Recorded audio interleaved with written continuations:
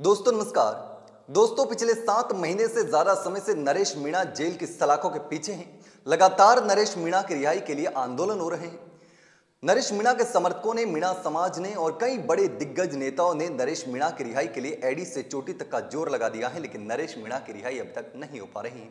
लेकिन अब एक बार फिर से सरकार को खुली चेतावनी दे दी है, वो भी जयपुर से। सर्व समाज ने एक बड़ा आंदोलन का बिगुल बजा दिया है। सर्व समाज ने ऐलान कर दिया है कि अगर इस तारीख तक नरेश मीणा को रिहा नहीं किया तो फिर जयपुर की सड़कों पर नजारा अलग ही देखने को मिलेगा। और बस 20 दिन का समय है। सर्व समाज ने खुली चेतावनी दे दी है कि अगर सरकार ने नरेश मीणा को 20 जुलाई तक रिहा नहीं किया तो फिर विधानसभा का घेराव भी किया जा सकता है और जयपुर की सड़कों पर बड़ा आंदोलन भी देखा जा सकता है। ऐसा नहीं है कि इससे पहले आंदोलन नहीं हुए, धरने नहीं हुए।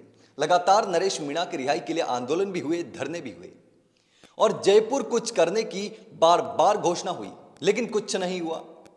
जब 25 तारीख को नरेश मीणा की रिहाई के लिए जयपुर में बड़ा आंदोलन होने वाला था, पीले चावल बांटे जा रहे थे, नरेश मीणा के दोनों बेटे सड़कों पर थे, नरेश मीणा का परिवार के साथ साथ मीणा समाज के लोग और नरेश मीणा के समर्थकों में जबरदस्त एक क्रोध था, नाराजगी थी और जयपुर का घेराव करने की तैयारी थी। लेकिन उसी वक्त नरेश मीणा के पिताजी की सीएम से मुलाकात होती है और मुलाकात के बाद में यह कार्यक्रम स्थगित हो जाता है। उसके कई दिनों बाद, यूं कहें कि महीनों बाद में यह खुलासा होता है कि नरेश मीणा के पिताजी को सीएम भजनलाल शर्मा ने यह आश्वासन दिया था कि नरेश मीणा को रिहा कर देंगे, इस आंदोलन को स्थगित कर दो। और उसके बाद आंदोलन को स्थगित कर दिया। यह नरेश मीणा के परिवार का और नरेश मीणा का खुद का कहना है। लेकिन एक बार फिर से अब सरकार को अल्टीमेटम दे दिया है। सर्व समाज ने जयपुर में एक बड़ी बैठक करी थी और बैठक के बाद में 20 जुलाई 2025 तक का समय दिया है और 20 जुलाई 2025 को बड़ा आंदोलन देखने को मिल सकता है। यानी कि लमसम 2 हफ्ते का समय है और 2 हफ्ते के बाद में यह आंदोलन शुरू हो सकता है। जयपुर के तमाम मीणा समाज के युवाओं के साथ ही और भी समाज के युवा जुटे थे और उस बैठक में यह तय किया गया कि सरकार अगर 20 दिन में कोई फैसला नहीं लेती है, अगर नरेश मीणा की रिहाई पर कोई फैसला 20 दिन में नहीं होता है तो फिर जयपुर में बड़ा आंदोलन होगा, उग्र आंदोलन होगा। लेकिन दोस्तों, इस पूरे मामले पर आप क्या सोचते हैं?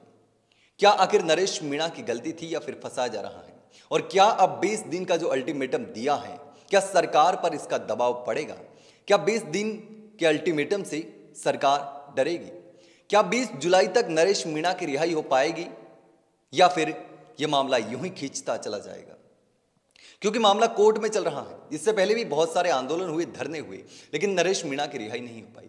2 केसेस में नरेश मीणा बुरी तरीके से फंसे हुए हैं। एक केस है, उसमें तो जमानत मिल चुकी है हाई कोर्ट से।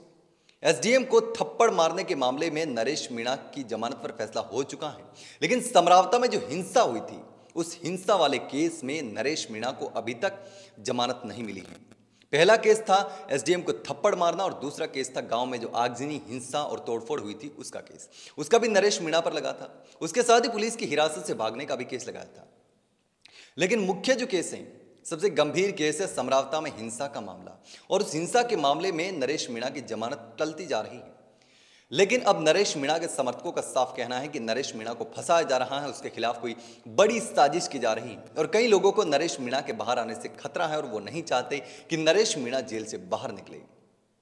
और हाल ही में नरेश मीणा के समर्थकों ने 12 में रैली करी थी और 12 में रैली के दौरान नरेश मीणा को रिहा करने की बड़ी मांग उठाई थी और उस रैली में नरेश मीणा का बेटा भी शामिल था और उस समय कई लोगों पर आरोप भी लगा था कि नरेश मीणा को फंसाया जा रहा है। लेकिन पूरे मामले पर आपकी क्या राय है, मुझे कमेंट करके जरूर बताना दोस्तों।